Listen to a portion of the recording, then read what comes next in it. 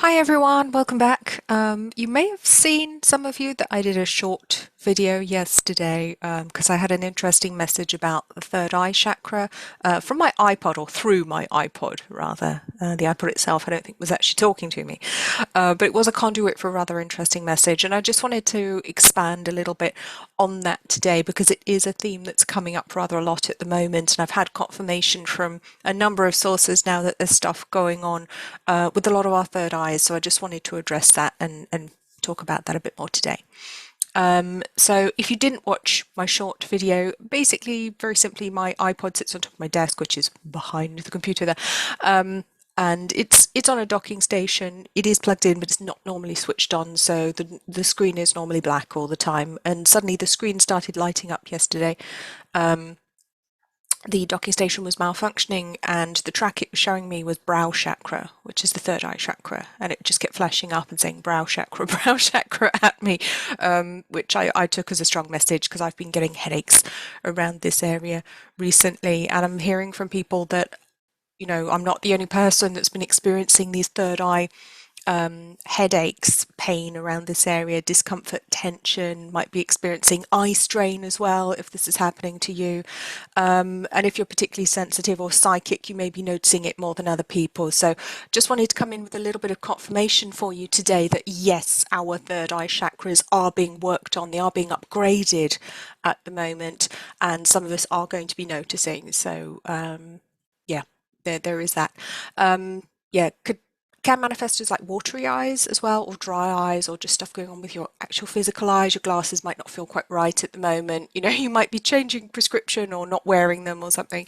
So my guides have confirmed we're getting an upgrade, which in turn is going to actually mean that our intuition, our psychic ability, and our ability to see beyond normal sight with our normal senses is actually going to be heightened as well. And these improvements are going to be permanent. So this isn't a temporary thing like around Halloween when the veil is very thin. This is a permanent upgrade that we're getting to our energy body. So that's going to be interesting to see what that looks like moving forwards.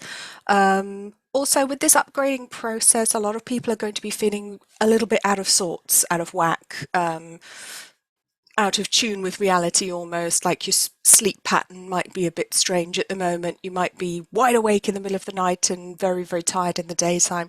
There's a lot going on at the moment with people having strange dreams, which is to do with some other energy shifts too. But in particular, what I was shown by my guides when we were talking about this is that some people are actually having prophetic dreams. So dreams which are telling them, psychic messages of what is to come. These are actual prophetic dreams. And I've been having some of those myself. So obviously spirit have been showing me that to let me know that that's happening, and some of them are actually quite literal as well, rather than being allegorical. Some of them are literally showing us exactly more or less what's going to happen, rather than showing us symbolically through symbolism of what's to come. So do pay attention to that. Dreamscape is actually a really good way for our psychic ability to communicate with us, for our higher abilities, for our guides to communicate with us, because the conscious mind isn't there getting in the way. The conscious mind wants to rationalize, wants to question, wants to explain, wants to discard, wants to say, oh no, that can't be true, that can't be right. It wants to throw things out before you've even started. And that is, of course, a big obstacle when you're first learning to work with your psychic ability, because the ego mind wants to jump in and say, well, that isn't right, that's not happening, I don't believe it, I don't want to believe it. So a lot of communication can come through from the higher realms during dreamscape, because it's easier and the mind isn't there to get in the way. Right, so yeah, if you're a little bit skeptical or doubt your own abilities, there is that confirmation coming through, so you may have actually experienced that yourself. Okay, so if you've watched my short video, I will link below if you want to have a look. It's just a minute long. You may already know that Spirit were giving me a message about third eye healing. Now, the docking station seemed to be working this morning for my iPod, and then it wasn't. And it changed song, and somehow it went to El Condor Pasa. Don't judge me, I like panpipes. And El Condor Pasa came up. Now, to me, that's not insignificant because condor is a very powerful symbol. It's a very powerful spiritual symbol, and the condor is the bird that can fly the highest and he can see the furthest over the horizon. So, again, to me, that is very much linked to spiritual sight. It is very much linked to clairvoyance, to mediumship ability, to our psychic abilities, our higher abilities, and our ability to see further, which is exactly what the third eye is. So, there's that confirmation coming through again. My iPod is still playing up. I have no idea why. I might put it in a drawer if it carries on. But hopefully I've got the message now from my guide, so we'll see. But I am seeing the condor actually show up, the symbolism of the condor, the pictures of the condor just showing up, which is very interesting. So I'm not a technophobe, okay? I'm usually pretty good with technology. As my friends know, they come to me for help normally. Helen's IT services are always open for business. um, so I do pay attention when my technology goes wrong, when it's not quite acting as it should. I do try to rule out other things as well, but um, some of you may know I refer to myself as a technology worker because I do energy work with technology as well, with phones, with computers, with electronic devices, because they're actually very, very sensitive to our energy. A lot of spiritual workers will talk about being sensitive to them and being sensitive to their energy, but they're actually equally sensitive to us.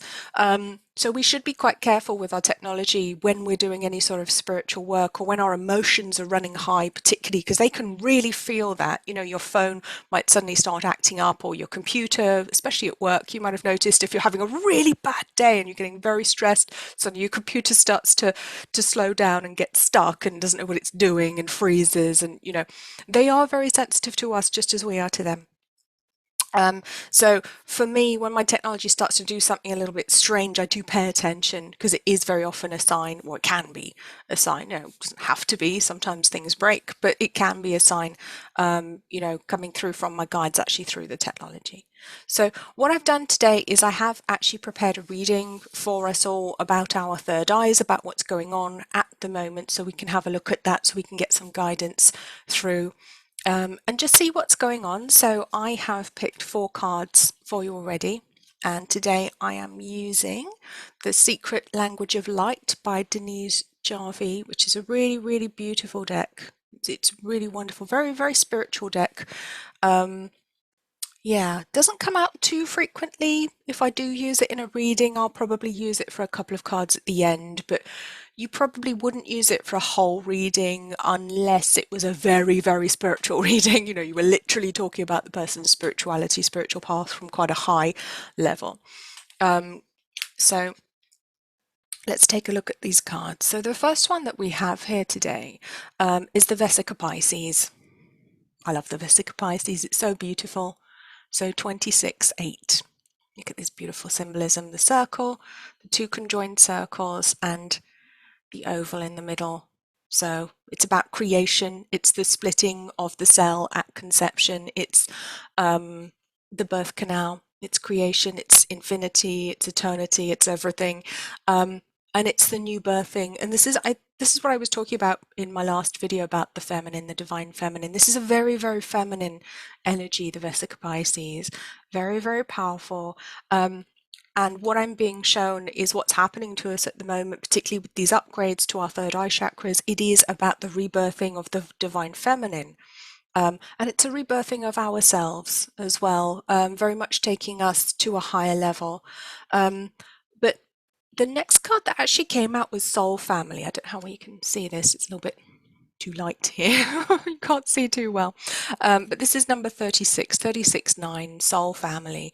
And there's like this beautiful cross of light in the middle and someone meditating in the lotus position down here. But what I'm being guided to share with you is that a lot of people are finding soul family members, but new soul family members.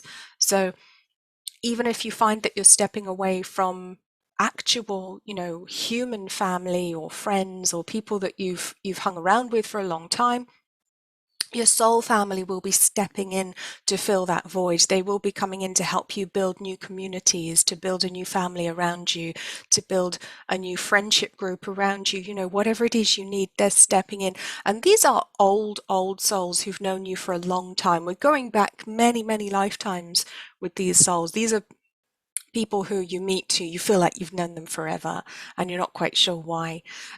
So look out for those because they will be showing up and they will be coming in very soon. And I feel this year in particular, but it's already happening now. And you may even intuit them before they arrive. If that makes sense, you may even, with your psychic abilities going up a level, you may be sensing them before they've even arrived.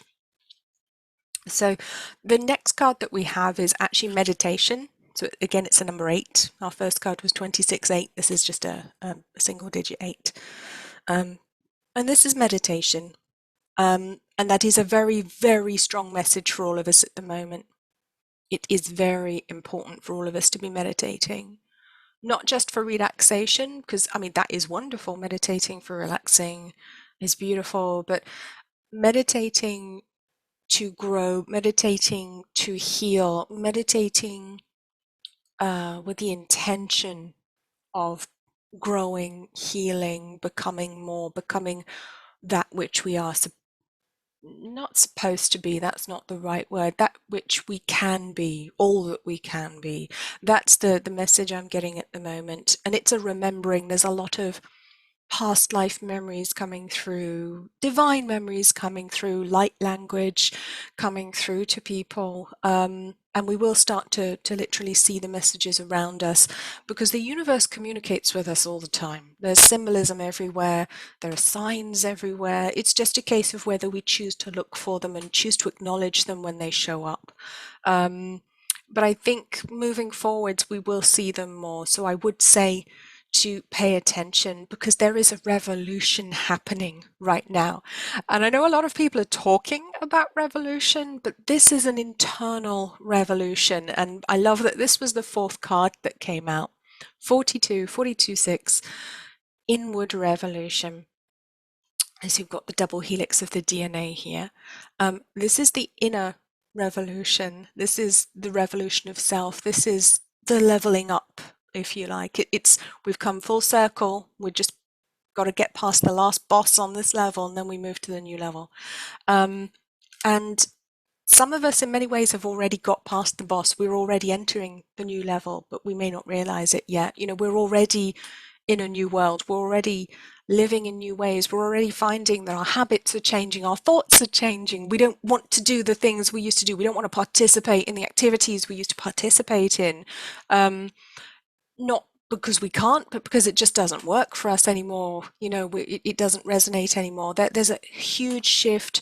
There are huge, huge changes happening at the moment, happening in our very DNA. And I mean that our spiritual DNA. I want to go to a high level with this. Our spiritual DNA is being upgraded. We are being moved upwards. We are being helped to evolve as a species. And I don't mean through any human means, I mean purely through spiritual means right now. Yeah, so we should pay attention to that and we should listen to the inner voice and to the heart. But this is a revolution of the heart as well. This is a revolution reminding us of our deep, compassionate nature. It brings feelings of contentment, feelings of calm. There's a lot of very gentle energy that comes in. There's a lot of wisdom that comes in, a lot of compassion, self-compassion. These are the feelings that come from this inward revolution, the complete opposite of like an outward revolution, which is about anger and fighting and justice, you know, and causing harm to others because clearly two wrongs make a right, you know. This is the heart revolution, the inner revolution that is happening, and we're being prepped for the next stage of that right now. And it's interesting that this is a number 6 card. This is 42-6 because we're in a 6 year. So 2022, 2 plus 0 plus 2 plus 2, we get a 6. This is a 6 year. This is the year of the revolution of the heart. It is. It's absolutely beginning to happen at whatever stage you are at, you know, on your unique spiritual path, because there's, you know, no one's higher or lower than anyone else. We're just having different experiences for what our soul wants. But for wherever we are, for whatever we need, that revolution is happening, and it will manifest itself in around us in how other people treat us, how other people see us. You know, they may start to perceive us differently because we are literally changing from the inside out. It is very much going to be this year, as within, so without. And we are very, very much reminded that we must find the calm center. We must find the happy place, the place of tolerance and love within us, so that the world can reflect that back to us. And I would say, you know, pay attention to who upsets you this year. Pay attention to who triggers you. Okay, who triggers you, who needles you when you watch like a video on YouTube, who upsets you? Okay, and pay attention to that, because if that person upsets you, all they're doing is just highlighting something within you that needs to be healed. Okay, and this is true for everybody. Everybody, without exception, we all have something to heal. We all have many things to heal. You know, it would be untrue to say otherwise, to be honest. You know, unless you're actually an avatar, you have unhealed aspects of yourself, and that's what we're working on this year, which is, you know, another aspect of what we're doing is healing the shadow, so that we can integrate all the different parts of ourselves. But in order to heal that shadow, we must have compassion. We must have compassion for self, and we must be able to see clearly on many different levels to be able to do that. So it all kind of comes together with this much higher level of clear seeing, so that we can do that inner work, that inner heart-centered work. So that was just what I wanted to share with you today. I would love to hear your comments if you want to put a comment below for me. And please do remember to like this video. I would really appreciate it if you would like to subscribe to the channel. And I will see you again soon.